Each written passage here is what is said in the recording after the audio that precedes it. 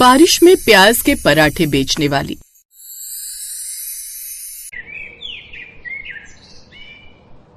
नंदिता अपने पति और अपनी बेटी जूही के साथ रहा करती। नंदिता का पति मजदूरी किया करता था और नंदिता बाजार में पराठों का ठेला लगाया करती थी। दोनों मिलजुल कर अपने घर का खर्च चलाया करते थे। नंदिता के पराठे बहुत अच्छे बिका करते थे। आज भी नंदिता गोभी के पराठे बेच रही थी। तभी दो लड़कियां आती हैं और कहती हैं, लाओ नंदिता दीदी, जरा गोभी के पराठे मुझे भी खिला दो। आपके हाथ के पराठे तो सच में लाजवाब होते हैं, मन तो करता है बस खाती रहूं। तुम बिल्कुल सही कह रही हो, दीदी के पराठे में जादू है जादू। एक बार कोई खा ले तो दोबारा खाए बिना रह नहीं पाएगा। नंदिता दीदी अब जल्दी से पराठे लगा दो, क्योंकि अब आपके पराठे की खुशबू सूंघकर हमसे रहा नहीं जा रहा। हाँ बहन, अभी लगा देती हूँ। नंदिता दोनों लड़कियों के लिए गोभी के पराठे लगाती है। दोनों लड़कियां खाती हैं और नंदिता की बहुत तारीफ करती हैं। तब दूसरी लड़की कहती है, नंदिता दीदी, पराठे तो आप बहुत अच्छे बनाती हो, लेकिन अब तो बारिश का मौसम शुरू हो गया है। अब तो गोभी और बाकी सब्जियों में कीड़े आने लगेंगे, फिर भला आप कैसे पराठे बेच पाओगी? बहन जी, मैं अपने ग्राहकों को हमेशा अच्छा ही खिलाती हूँ और इसी से मेरी पहचान है। अब बारिश में जब सब्जियों में कीड़े आने लगेंगे तो फिर मैं वो सब्जियां इस्तेमाल नहीं करूंगी। बाकी देखते हैं आगे। लड़कियां पराठे खाकर चली गई। तभी अचानक झमाझम बारिश शुरू हो गई। अब नंदिता फटाफट अपने ठेके को बंद करती है और ठेले के साथ अपने घर आ जाती है। अगले दिन जैसे ही नंदिता सोकर उठती है तो वो देखती है कि बाहर बारिश हो रही है, जिसके बाद वो परेशान हो जाती है, क्योंकि अब तो बारिश का रोज आना आम बात हो गई।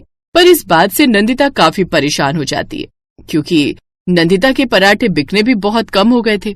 एक दिन नंदिता का पति उमेश बोला, नंदिता, बारिश का मौसम शुरू हो चुका है। अब तो मुझे भी मजदूरी का काम नहीं मिलेगा और तुम्हारे पराठों का ठेला भी कम चलेगा। समझ नहीं आ रहा कि घर का गुजारा कैसे चलेगा। हाँ जी, बात तो आप सही कह रहे हैं, लेकिन ये तो भगवान की मर्जी है। अब इसमें हम क्या कर सकते हैं। आप अभी ये सब टेंशन छोड़िए और खाना खाइए।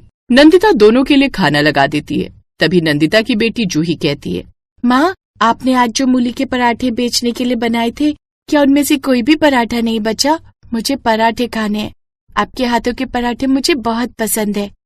हाँ हाँ मेरी बच्ची, मैं तुम्हें अभी पराठे निकाल कर देती हूँ। इतना बोलकर नंदिता ने पॉलीथीन से 2 पराठे निकालकर गर्म किए और बेटी को देते हुए बोली, मुझे पता था कि तुझे मेरे हाथों के पराठे बहुत पसंद है और तू खाए बिना मानेगी नहीं, इसलिए मैं तेरे लिए 2 पराठे बचा कर ले आई थी। एक तू खा ले और एक पिताजी को दे दे। अब जूही वो एक पराठा खा लेती है और दूसरा अपने पिताजी को दे देती है। अगले दिन झमाझम बारिश हो रही थी, जिसे देख उमेश नंदिता से कहता है, नंदिता, सेठ ने मुझे इस बारिश के कारण काम पर आने के लिए मना कर दिया है। मुझे तो बहुत बुरा लग रहा है और बस बार बार एक ही बात दिमाग में घूम रही है कि ऐसे ही रहा तो हमारे घर का खर्च कैसे चलेगा। कोई बात नहीं जी, इसमें आपकी क्या गलती है। आप घर पर ही रहिए और जूही का ध्यान रखिए। मैं अपने पराठे का ठेला लेकर निकल जाती हूँ। रास्ते से सब्जियां भी खरीद लूंगी और फिर ठेला लगा लूंगी। कुछ पराठे बिकेंगे तो कम से कम हमारे खाने का इंतजाम तो हो पाएगा। ठीक है नंदिता, लेकिन जरा देखकर, आजकल सब्जियों में बहुत कीड़े आ रहे हैं। अब नंदिता रेनकोट पहनती है और अपने पराठे का ठेला लेकर निकल जाती है। वो सब्जियां खरीदने मंडी जाती है तो देखती है कि सब्जी में बहुत कीड़े आ रहे थे। फिर नंदिता ने सोचा, सब्जियां तो अच्छी आ नहीं रही हैं, ऐसा करती हूँ पनीर खरीद लेती हूँ, उसी के पराठे बना लूंगी। अब नंदिता पनीर खरीदने के लिए पनीर की दुकान पर जाती है तो उसे पनीर बहुत महंगे लगते हैं। नंदिता अपने आप से कहती है, भला इतने महंगे पनीर के मैं पराठे कैसे बेच सकती हूँ। नहीं, रहने देती हूँ, आज तो चुपचाप घर ही चलती हूँ। अब नंदिता अपने घर आ जाती है। उमेश नंदिता को देखकर सब कुछ समझ जाता है। वो कहता है, नंदिता, तुम्हें सब्जियां पसंद नहीं आई ना? मैं तो पहले ही कह रहा था। हाँ जी, आप सही कह रहे थे, सभी सब्जियां खराब आ रही हैं, इसलिए आज तो मैंने ठेला ही नहीं लगाया। अब कुछ दिन बीत जाते हैं और नंदिता पराठों का ठेला नहीं लगा पाती, न ही उमेश को कोई काम मिलता है। नंदिता के यहाँ सारा राशन खत्म हो गया था और घर में खाने को कुछ भी नहीं था। ये देखकर उमेश कहता है, नंदिता, मुझे माफ कर दो। मेरी गलती है कि तुम लोगों को कमाकर खिलाना मेरी जिम्मेदारी है, लेकिन मैं ही अपनी जिम्मेदारियां पूरी नहीं कर पा रहा हूँ। ऐसी कोई बात नहीं है जी, और आप क्यों परेशान होते हैं? भगवान है ना, वो कोई न कोई रास्ता जरूर निकालेगा। थोड़ी देर बाद रात के खाने का समय हो जाता है। नंदिता घर में पड़े थोड़े से दाल चावल से खिचड़ी बनाती है और उमेश और जूही के लिए खाना निकालती है। तभी जूही कहती है, आपको पता है माँ कि जब तक मैं आपके हाथों के पराठे नहीं खा लेती मुझे कोई भी चीज अच्छी नहीं लगती। मुझे पराठा दो ना। बेटा, आज तो मैंने पराठे का ठेला ही नहीं लगाया और मैंने सब्जी भी नहीं खरीदी, तो मैं तुझे भला कैसे पराठे बना कर दूं? नहीं माँ, मेरा तो पराठे खाए बिना पेट ही नहीं भरता। आप ऐसा करो कि घर में प्याज पड़ी है, उसी में कुछ मसाले डालकर उनके पराठे बना दो। ठीक है जूही, तो मैं ऐसा ही करती हूँ। अब नंदिता प्याज के बारीक बारीक लच्छे काटती है और उसमें पिसी मिर्च, नमक और कुछ चाट मसाला, अमचूर ये सब डालकर प्याज का पराठा बना देती है और उमेश और जूही दोनों को खाने को दे देती है। जूही और रमेश ने प्याज का पराठा खाया तो उन्हें बहुत पसंद आया। जूही बोली, माँ तुमने तो ये प्याज का पराठा लाजवाब बनाया है। तुम्हारे बाकी पराठे से ज्यादा अच्छा तो ये प्याज का पराठा लग रहा है ना पिताजी? हाँ जूही, तुम बिल्कुल सही कह रही हो। प्याज का पराठा तो बहुत बढ़िया लग रहा है। नंदिता मेरी बात मानो तो तुम पूरे साल प्याज के पराठे बेचो। प्याज सस्ती भी मिलेगी, खराब भी नहीं होगी, उसमें कीड़े भी नहीं लगेंगे और लोगों को तुम्हारे पराठे बहुत पसंद भी आएंगे। ठीक है जी, अगर आप दोनों को ऐसा लगता है कि प्याज के पराठे लोगों को पसंद आएंगे तो कल से मैं प्याज के पराठे ही बेचूंगी। अगले दिन हल्की हल्की बारिश हो रही थी। नंदिता अपना रेनकोट पहनती है और अपना ठेला लेकर निकल जाती है। नंदिता ने प्याज के पराठे का ठेला लगाया। ग्राहक उसके ठेले पर आते हैं और उन्हें वो प्याज के पराठे बहुत पसंद आते हैं। अरे वाह नंदिता दीदी, आपके प्याज के पराठे तो आपके पहले के सभी पराठों से बहुत अच्छे हैं। नंदिता उसे धन्यवाद देती है। ऐसे ही और भी ग्राहक आते हैं और नंदिता के प्याज के पराठे खाकर उसकी बहुत तारीफ करते हैं।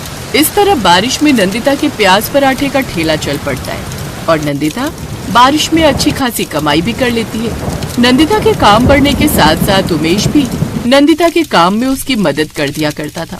दोनों मिलकर अब पराठे का ठेला चलाते हैं और अच्छा खासा पैसा कमाते हैं और सुखपूर्वक जीवन गुजारते हैं।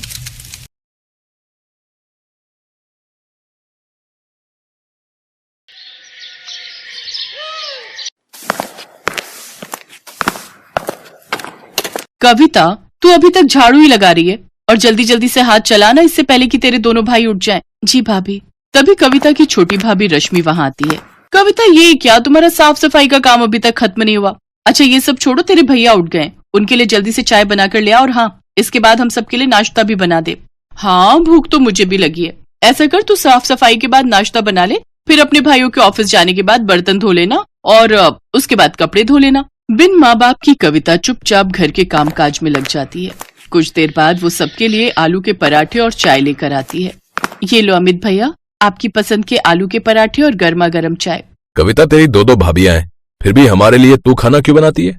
भैया वो मैं वो बात ये है कि ननद जी को अपने भाइयों के लिए अपने हाथ से बनाया हुआ खाना खिलाना ज्यादा पसंद है, इसलिए वो हम दोनों को तो बनाने ही नहीं देती। क्यों कविता, ठीक कह रही हूँ ना मैं? अनीता कविता को आंखें दिखाने लगती है। हाँ भैया, अनीता भाभी एकदम ठीक कह रही है। दोनों भाई नाश्ता करके ऑफिस चले जाते हैं। फिर दोनों भाभियां भी नाश्ता करने बैठ जाती हैं। आखिर में जैसे ही कविता नाश्ता करने बैठती है तो छोटी भाभी रश्मि उसकी कुर्सी खींच लेती है, जिससे कविता नीचे गिर जाती है। तेरी औकात नहीं है कुर्सी पर बैठ के खाने की, चल नीचे बैठकर खा। और नहीं तो क्या, तुम्हारी हैसियत इस घर में एक नौकरानी से ज्यादा कुछ भी नहीं है। और हाँ, पहले ये वाला खाना खत्म कर। लेकिन भाभी, ये तो आप लोगों का जूठा खाना है। हाँ तो इसे तो तू अपनी खुशकिस्मती समझ कि झूठा खाना तुझे नसीब हो रहा है। चल अब खाना खाकर सारे झूठे बर्तन धो देना। अच्छा रश्मि, तूने कल रात बिग बॉस का एपिसोड देखा क्या? नहीं भाभी, मिस हो गया। वैसे अभी रिपीट आ रहा होगा, चलो ना चलकर देखते हैं। हाँ हाँ चलो चलो। दोनों भाभियां आराम से अपने कमरे में जाकर टीवी देखती हैं और बेचारी कविता अकेले घर का सारा काम करती। ऐसे ही दिन बीतते हैं। एक रोज हम दोनों भाइयों को काम के सिलसिले में दूसरे शहर जाना है। हमारे मालिक एक नई फैक्ट्री झारखंड में लगवाना चाहते हैं। हम कुछ 2 महीनों के लिए वहीं रहेंगे। तब तक तुम सब अपना ख्याल रखना, ठीक है? भैया, आप दोनों मुझे छोड़कर जा रहे हो? जा कहाँ रहे हैं पगली, तेरे लिए ही तो मेहनत कर रहे हैं ताकि हमारा प्रमोशन हो जाए और हम तेरी शादी धूमधाम से कर सकें। ये सुनकर दोनों भाभियां मुंह बना लेती हैं। अपने पतियों के जाने के बाद तो अब वो दोनों कविता पर और भी जुल्म ढाती हैं। ऐसे ही एक रोज बाहर जोर की बारिश हो रही होती है। देखो भाभी, कितना सुहाना मौसम हो रहा है, क्या मजेदार बारिश हो रही है। हाँ रश्मि, और ऐसे मौसम में गर्मा गर्म चाय और पकौड़े हो तो मजा ही आ जाए। रुक, अभी उस महारानी को बोलती हूँ। कविता, अरे ओ कविता, कहाँ मर गई? जी भाभी, आपने बुलाया? वो मैं कपड़े उठाने गई थी। अच्छा ठीक है, चल अब जल्दी से हमारे लिए गर्मा गर्म चाय और पकौड़े बना कर ले आ। जी भाभी। कविता रसोई में जाकर पकौड़े बनाने लगती है। कुछ देर, हे राम, कहीं मैं पकौड़ों में नमक डालना तो नहीं भूल गई, एक चक्कर देखती हूँ। कविता जैसे ही एक पकौड़ा चखने लगती है तभी वहाँ उसकी छोटी भाभी रश्मि आ जाती है और वो उसे एक जोरदार थप्पड़ मारती है। बदतमीज, हमें जूठा खिलाती है, आज तो तू देख तेरी खैर नहीं। ये कहकर रश्मि उसे खूब मारती है। आवाज सुनकर अनीता वहाँ आती तो डर के मारे कविता अपनी बड़ी भाभी के पीछे छुप जाती है। भाभी भाभी मुझे बचा लीजिए। अब बस भी कर रश्मि, अगर ये मर गई तो हमें जेल में सारी उम्र बितानी पड़ेगी। एक काम करते हैं, इसे घर से निकाल देते हैं, नहीं तो पता चले हमारे पति जो भी कमा रहे हैं वो आकर इसकी शादी में उड़ा दें। हाँ, ये तो मैंने सोचा ही नहीं, ये बात ठीक कही आपने। दोनों भाभियां बेचारी ननद को धक्के मारकर बाहर निकाल देती हैं। बाहर तेज बारिश हो रही थी। भाभी भाभी मुझे घर से मत निकालो, इस बारिश में आखिर मैं कहाँ जाऊंगी। लेकिन वो उसकी एक नहीं सुनती और उसे घर से निकाल देती है। कविता बारिश में बचते हुए एक पेड़ के नीचे खड़ी हो जाती है और सारी रात उसी पेड़ के नीचे बैठकर रोती रहती है। ऐसे ही अगली सुबह हो जाती है। कविता को भूख लगने लग जाती है। बहुत भूख लगी है, ये सोचकर कविता कुछ खाने के लिए ढूंढते हुए सड़क की ओर आती है। ठेलों पर जाकर कुछ न कुछ मांगती है, लेकिन कोई भी उसकी मदद नहीं करता। कुछ देर बाद वो एक बूढ़े बाबा के ठेले पर पहुंचती है जो कि पकौड़े बनाकर बेच रहा था। वो उसके सामने रोते हुए कहती है, बाबा बाबा मैं कल से भूखी हूँ, मुझे बहुत भूख लगी है, मुझे ये थोड़े से पकौड़े दे दो, लेकिन मेरे पास पैसे नहीं है। उस बूढ़े व्यक्ति को कविता पर तरस आ जाता है और वो कुछ प्याज के पकौड़े चटनी के साथ उसे खाने को दे देता है। कविता को उन पकौड़ों को देखकर वो बात याद आ जाती है कि कैसे एक पकौड़े के पीछे उसकी भाभी ने उसे घर से निकाल दिया। क्या हुआ बेटी, तुम रो क्यों रही हो? अभी तो कह रही थी कि बहुत भूख लगी है। कविता रोते हुए उसे सारी बात बताती है। बेटी, तुम जवान लड़की अकेले कहाँ भटकोगी सड़कों पर? इससे तो बेहतर होगा तुम इस गरीब की झोपड़ी में चलकर रहो, मेरी बेटी बनकर। ऐसे कुछ दिन बीत जाते हैं। अब कविता उस बूढ़े बाबा के घर पर रहकर उसके खाने का ध्यान रखती, लेकिन एक रोज बूढ़े बाबा की तबीयत खराब रहने लगी, इसलिए अब उनकी जगह कविता उनके पकौड़ों का ठेला संभालने लगी। अब कविता उस ठेले पर प्याज के साथ मिर्च, आलू, पालक और गोभी के पकौड़े भी बनाकर बेचने लगी, जिससे उसके ठेले पर ग्राहकों की भीड़ काफी बढ़ गई। गर्मा गर्म पकौड़े खाने के लिए अब उसके पास लोगों की लाइन लगना शुरू हो जाती है। आइए आइए, गर्मा गर्म प्याज, आलू, पालक और मिर्च के पकौड़े खाइए। तभी मौसम सुहाना हो जाता है और इस सुहाने मौसम में भला कौन इतनी वैरायटी के पकौड़े नहीं खाना चाहेगा। अरे ओ पकौड़े वाली, बनाना तो 20 रुपए के प्याज के पकौड़े। हाँ, और मेरे लिए मिर्च के पकौड़े हैं। इस तरह उसके पास ग्राहकों की भीड़ लगना शुरू हो जाती है और जो भी उसके पकौड़े एक बार खाता वो बार बार जरूर खाता। भगवान की दया से मेरे बनाए हुए पकौड़े सब ग्राहकों को बहुत पसंद आ रहे हैं। अगर मेरा ये काम ऐसे ही चलता रहा तो बहुत जल्द मैं एक नया पक्का घर बनवा लूंगी। ये सब सोचकर कविता बहुत खुश थी। अगले दिन वो फिर अपना ठेला वहाँ लगाती है, लेकिन एक रोज तेज तूफान के आने के कारण उसके ठेले की छत उड़ जाती है और बारिश के कारण उसके सारे पकौड़े उसमें खराब हो जाते हैं। सब खत्म हो गया, इस बारिश ने सब खराब कर दिया। इस बारिश ने एक तरफ जहाँ कविता को रोजी रोटी कमाने से भी वंचित कर दिया था, तो वहीं दूसरी ओर उसकी दोनों भाभियां आराम से अपने लिए पिज्जा और पॉपकॉर्न ऑर्डर करके मजे से इस बारिश का लुत्फ उठा रही थी।